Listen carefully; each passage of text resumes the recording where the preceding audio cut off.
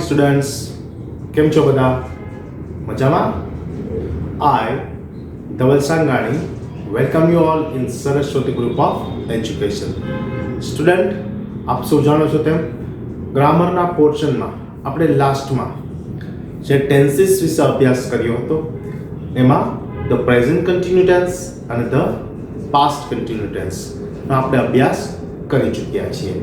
આજે જે અભ્યાસ કરવા જઈ રહ્યા છીએ તે છે ધ ફ્યુચર કન્ટિન્યુ ટેન્સ, એટલે કે ચાલુ ભવિષ્યકાળ, જેનો પાર્ટ 1 નો આજે આપણે અભ્યાસ કરવાનો છે. લાસ્ટ 2 લેક્ચર એટલે કે પ્રેઝન્ટ કન્ટિન્યુ ટેન્સ અને પાસ્ટ કન્ટિન્યુ ટેન્સની આપણે વાત કરીએ તો વર્તમાનમાં કોઈ સમયે કોઈ ક્રિયા ચાલુ છે તે દર્શાવવા માટે આપણે શેનો ઉપયોગ કરતા હતા? પ્રેઝન્ટ કન્ટિન્યુ ટેન્સનો. તો પ્રેઝન્ટ કન્ટિન્યુ ટેન્સ કઈ રીતે ઉપયોગ કરતા હતા? તો કે ટુ બી ના રૂપો હોય, કરતા હોય અને પ્લસ ક્રિયાપદનું V4 એટલે ING વાળું રૂપ હોય. ઓકે, તો આ વાત થઈ આપણે પ્રેઝન્ટ કન્ટિન્યુ ટેન્સની. પાસ્ટ કન્ટિન્યુ ટેન્સમાં આપણે શેનો ઉપયોગ કરતા હતા? એટલે કે ચાલુ ભૂતકાળમાં.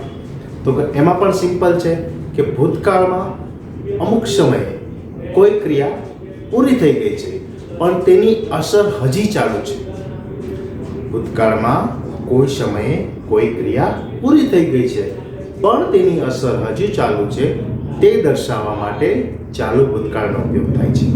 તો ચાલુ ભૂતકાળ માટે આપણે શું વાપરવાનું છે? તો કે ટુ બી ના રૂપ તરીકે વોઝ અને વર અને V4 એટલે કે ક્રિયાપદનું વર્તમાન કૃદંત એટલે કે ING વાળું રૂપ આપણે યુઝ કરવાનું છે.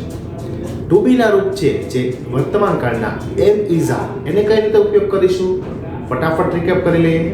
તો કે આઈ સાથે એમ, વી સાથે આર, યુ સાથે આર, યુ સાથે આર, હી સી ઇટ સાથે ઇઝ અને તે સાથે આર.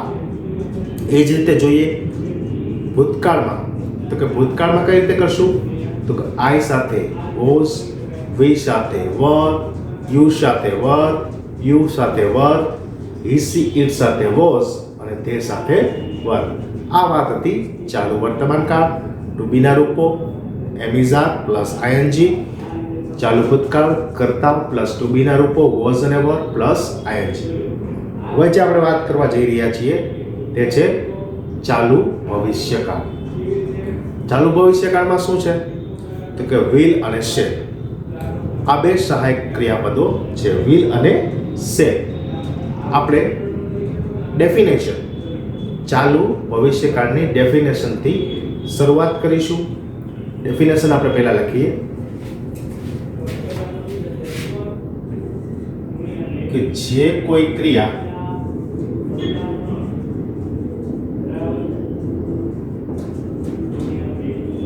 ભવિષ્યમાં અમુક સમયે શરૂ, ફરીવાર, જે કોઈ ક્રિયા ભવિષ્યમાં અમુક સમયે શરૂ થવાની સંભાવના હોય, જે કોઈ ક્રિયા ભવિષ્યમાં અમુક સમયે શરૂ થવાની સંભાવના હોય અને અમુક સમય સુધી ચાલવાની નિશ્ચિતતા કે શક્યતા હોય, નિશ્ચિતતા કે શક્યતા હોય તેવી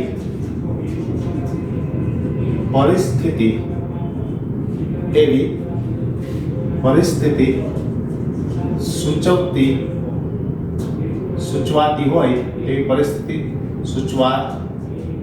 હોય ત્યારે ચાલુ ભવિષ્યકાળનો ઉપયોગ થાય છે. શું કીધું છે? કે જે કોઈ ક્રિયા, ફરીવાર આપણે ડેફિનેશન જોઈ લઈએ જે કોઈ ક્રિયા ભવિષ્યમાં અમુક સમયે શરૂ થવાની સંભાવના હોય, ભવિષ્યકાળ એટલે આગલું, બરાબર, ફોરવર્ડ જવાનું છે આપણે, અને અમુક સમય સુધી ચાલવાની નિશ્ચિતતા કે શક્યતા હોય તેવી પરિસ્થિતિ સૂચવવાતી હોય ત્યારે ચાલુ ભવિષ્યકાળનો ઉપયોગ થાય છે. કે ભવિષ્યમાં કોઈ ક્રિયા શરૂ થવાની છે અને શું હોય છે, અમુક સમય સુધી ચાલવાની એની નિશ્ચિતતા હોય કે આ ક્રિયા છે. એક્ઝામ્પલ આપું તમને કે મેચ છે, પરમ દિવસે મેચ શરૂ થવાનું છે, એ નિશ્ચિત થઈ ગયું, અને મેચ 7 કલાક ચાલે, વન ડે મેચ હોય એ 7 કલાક ચાલે, એટલે કે સમયગાળો પણ નિશ્ચિત છે. તો તેવી શક્યતા દર્શાવતી પરિસ્થિતિ જે હોય એને ચાલુ ભવિષ્યકાળમાં દર્શાવવામાં આવે છે. હવે આપણે સેન્ટેન્સ સ્ટ્રક્ચર જોઈએ, એટલે કે વાક્ય રચના જોઈએ. તો સેન્ટેન્સ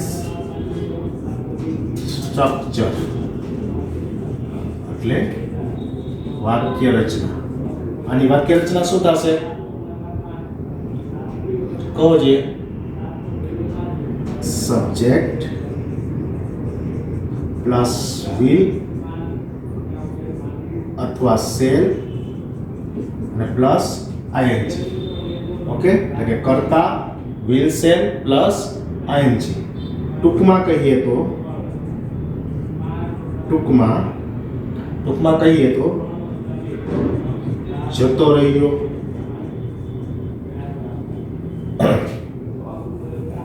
ટૂંકમાં આપણે કહીએ તો જતો હશે, આવતો હશે, આવતો હશે, બોલતા હોઈશું, રમતા હોઈશું, બોલતા હોઈશું વગેરે પ્રકારના ક્રિયાપદો શું દર્શાવે છે? વગેરે પ્રકારના ક્રિયાપદો ચાલુ ભવિષ્યકાળ સૂચવે છે. વગેરે પ્રકારના ક્રિયાપદો શું સૂચવે છે? ચાલુ ભવિષ્યકાળ સૂચવે છે. તો આપણે શું જોયું? તો ચાલુ ભવિષ્યકાળની ડેફિનેશન જોઈ, અને સેન્ટેન્સ સ્ટ્રક્ચર જોયું, અને ટૂંકમાં શું જોયું? તો કે જતો હશે, આવતો હશે, બોલતો હોઈશ, રમતા હોઈશું, આ વગેરે પ્રકારના ક્રિયાપદો છે શું દર્શાવે છે? ચાલુ ભવિષ્યકાળ. રમતા હોઈશું એટલે પ્લેઇંગ, પછી આવતો હશે એટલે કમિંગ, જતો હશે ગોઈંગ, બોલતા હોઈશું સ્પીકિંગ. તો બધામાં તમે જો ing લાગેલું છે. તો આ બધામાં શું થયું? તો કે ચાલુ ભવિષ્યકાળની ક્રિયા દર્શાવે છે. હવે આપણે અફર્મેટિવ એટલે કે હકાર વાક્યો વિશે વાત કરીએ. ઓકે, કેના વિશે વાત કરવાની છે? Affirmative sentence. તો હકાર વાક્ય વિશે વાત કરીએ આપણે. અફર્મેટિવ સેન્ટેન્સ, જેનો ગુજરાતી થશે હકાર વાક્યો. તો હકાર વાક્યમાં શું આપશે? સીધા આપણે એક્ઝામ્પલથી જ ચાલુ કરીએ. એક્ઝામ્પલમાં વાક્ય રચના આવશે. એક્ઝામ્પલ પહેલું, વી શેલ બી. આપણે શેની વાત કરીએ છીએ? અફર્મેટિવ સેન્ટેન્સ, હકાર વાક્ય. એમાં એક્ઝામ્પલ તો પહેલા શું આવશે? કર્તા. કર્તા પછી શું આવશે? વિલ અથવા શેલ. પછી શું આવશે? બોલો જી, પછી શું આવે? બી પ્લસ ing નું રૂપ, અને બાકી બધા શબ્દો, કર્મ, અધર વર્ડ્સ વગેરે આવશે. વી shall be reaching Rajkot. V shall be reaching Rajkot in the morning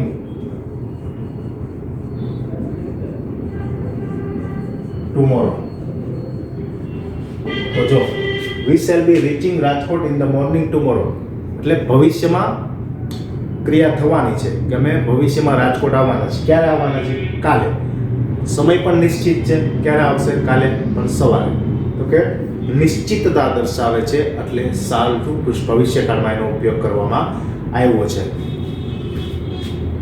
second example જોઈએ તો, I will be taking exercise in the morning. જો આ પણ થાય છે કે આઈ will be taking exercise in the morning કરી શકો, ઇવનિંગ કહી શકો, બરાબર, કે હું એક્સરસાઇઝ કરવાની છું. ક્યારે? સવારમાં એક્સરસાઇઝ કરવાની છું. ચાલુ ભવિષ્યકાળ છે કે થોડાક સમય પછી આ ક્રિયા ચાલુ થવાની છે અને એનો સમયગાળો પણ નિશ્ચિત છે. ક્યારે? મોર્નિંગ. જેમ આપણે પહેલા વાક્યમાં જોયું કે વી shall be reaching Rajkot in the morning tomorrow, તો કે રાજકોટ હું પહોંચવાનો છું આવતીકાલે, પણ એનો સમયગાળો પણ નિશ્ચિત છે, મોર્નિંગ. રીચનું આપણે કહ્યું છે રીચિંગ. ત્યારબાદ આઈ will be taking exercise in the morning, તો કે હું એક્સરસાઇઝ કરવાનો છું, એનો સમયગાળો પણ નિશ્ચિત છે કે સવારના સમયે એક્સરસાઇઝ કરવાનો છું. ત્રીજું આપણે ઉદાહરણ જોયું, they will be studying English next year. They will be studying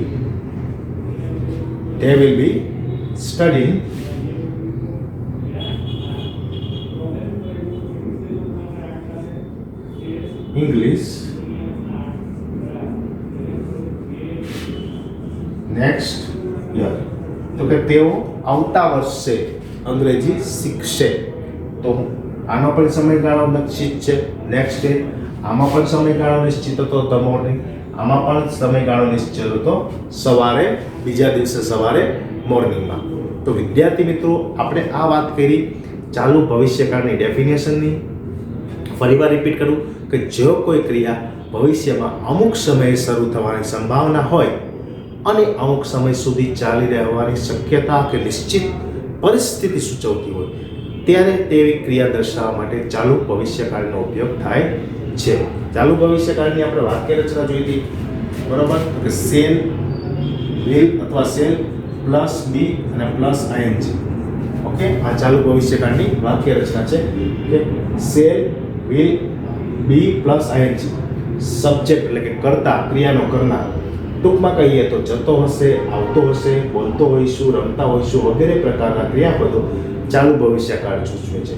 જતો હશે એટલે ગોઈંગ, આવતો હશે એટલે કમિંગ, બોલતા હોઈશું સ્પીકિંગ, રમતા હોઈશું એટલે પ્લેઇંગ. તો આ બધામાં આપણને જોયું છે કે ક્રિયાપદ છે ગો, કમ, પ્લે, સ્પીક, એની પાછળ આપણને આઈએનજીનું રૂપ લગાડવું જોવા મળે છે. તો એ બધું ચાલુ ભવિષ્યકાળ સૂચવે છે. ત્યારબાદ આપણે હકાર વાક્યની વાત ચર્ચા કરી. તો કે હકાર વાક્યમાં શું હોય? તો કે કર્તા હોય. વી સાથે આપણે શું વાપર્યું? સેલ. આઈ સાથે સેલ, વી સાથે શેલ, બાકી બધે will. I shell, we shall, you will, he she it will અને તે વિલ. તો આઈ સાથે વી સાથે શું આપ્યું? શેલ. પછી શું મૂક્યું આપણે ક્રિયાપદમાં? બી પ્લસ આઈએનજી વાળું રૂપ અને બાકી બધા કર્મ અને અન્ય શબ્દો. તો we shall be reaching Rajkot in the morning tomorrow. અમે આવતીકાલે સવારે રાજકોટ પહોંચીશું. I will be taking exercise in the morning. હું સવારે એક્સરસાઇઝ કરીશ. They will be studying English next year. તેઓ આવતા વર્ષે અંગ્રેજી શીખશે. તો વિદ્યાર્થી મિત્રો, આ વાત થઈ ડેફિનેશન અને ચાલુ ભવિષ્યકાળના હકાર વાક્ય વિશે.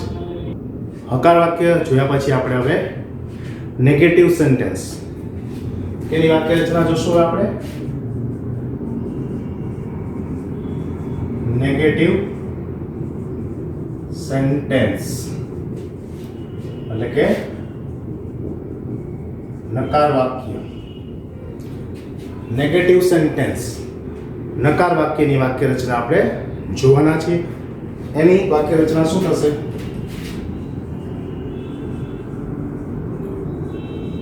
Sentence structure.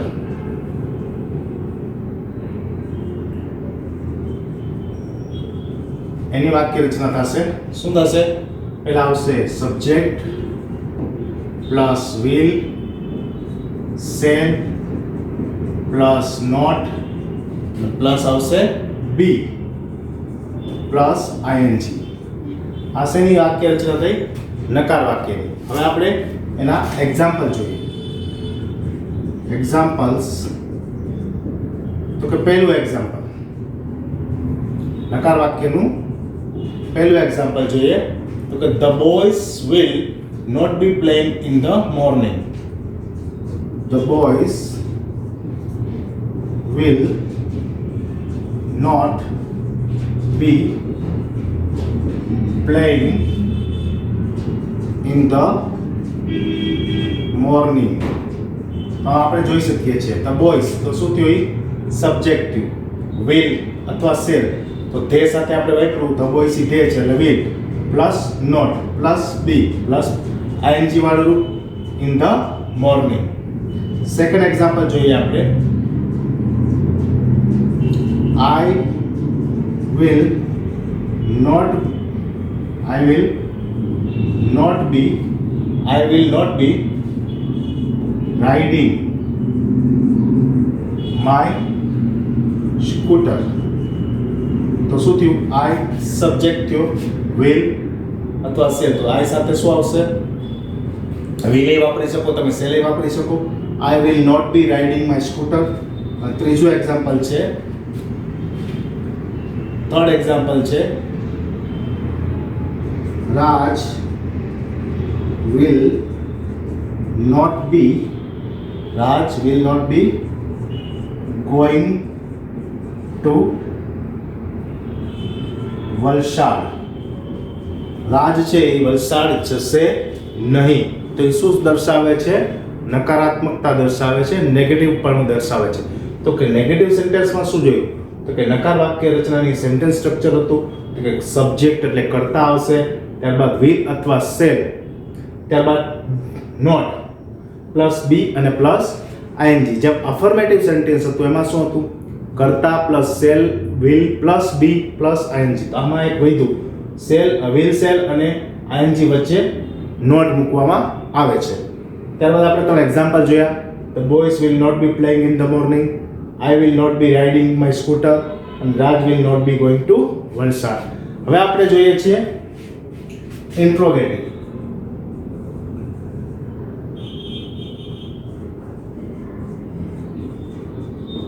ઇન્ટ્રોગેટિવ સેન્ટેન્સ એનો મતલબ થશે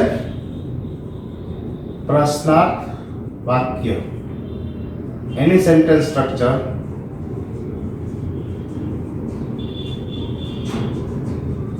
પ્રશ્નાર્થ વાક્યનું સેન્ટેન્સ સ્ટ્રક્ચર એટલે કે પ્રશ્નાર્થ વાક્યની વાક્ય રચના બનશે. શું બનશે વાક્ય રચના પ્રશ્નાર્થ વાક્યની? તો કે પહેલા શું આવશે? પ્રશ્નાર્થ હોય એટલે વિલ અથવા શેલ, એસ અને ડબલ્યુ કેપિટલ આવશે. ત્યારબાદ શું આવશે? સબ્જેક્ટ. પહેલા શું આવશે? વિલ અને શેલ. ત્યારબાદ આવશે સબ્જેક્ટ પ્લસ બી અને પ્લસ આઈએનજી. એના એક્ઝામ્પલ તરીકે આપણે જોઈએ તો પહેલું એક્ઝામ્પલ એનું આપણે જોઈએ. They will be living Delhi this evening. તો આનો આપણે પ્રશ્નાર્થ બનાવવો હોય તો આપણે શું કરીશું? પહેલા will આગળ લેશું, will પછી કરતા કોણ છે? they. will they પછી શું આવશે? be. will they be, will they શું આવશે? will they be living Delhi this evening? અહીંયા ક્વેશ્ચન માર્ક આવશે. આ અફર્મેટિવ સેન્ટેન્સ છે, હકાર વાક્ય છે અને આપણે પ્રશ્નાર્થ વાક્યમાં કન્વર્ટ કર્યું કે they will be living Delhi this evening. તેઓ આજે સાંજે દિલ્હી છોડશે. તો ક્વેશ્ચન માર્ક વાળું વાક્ય બનાવ્યું આપણે. will they be living Delhi this evening? તે આજે સાંજે દિલ્હી છોડશે. સેકન્ડ આપણે જોઈએ.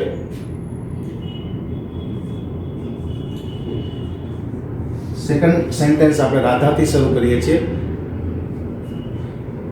Radha will be dancing tomorrow.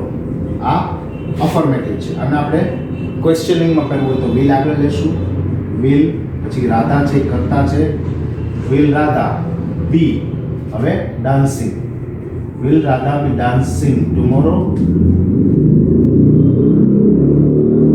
આમાં કાંઈ નથી કરવાનું વિદ્યાર્થી મિત્રો, વિલ આયા લેવાનું છે, તે આયા, બાકી બધું એમને રાખી છે એટલે ક્વેશ્ચન માર્ક્સનો ડિફરન્સ છે. જો રાધા રાધા વિલ વિલ ચોકડી ગુણાકાર જેવું છે. તો વિદ્યાર્થી મિત્રો તમે આનો સ્ક્રીનશોટ લઈ શકો છો.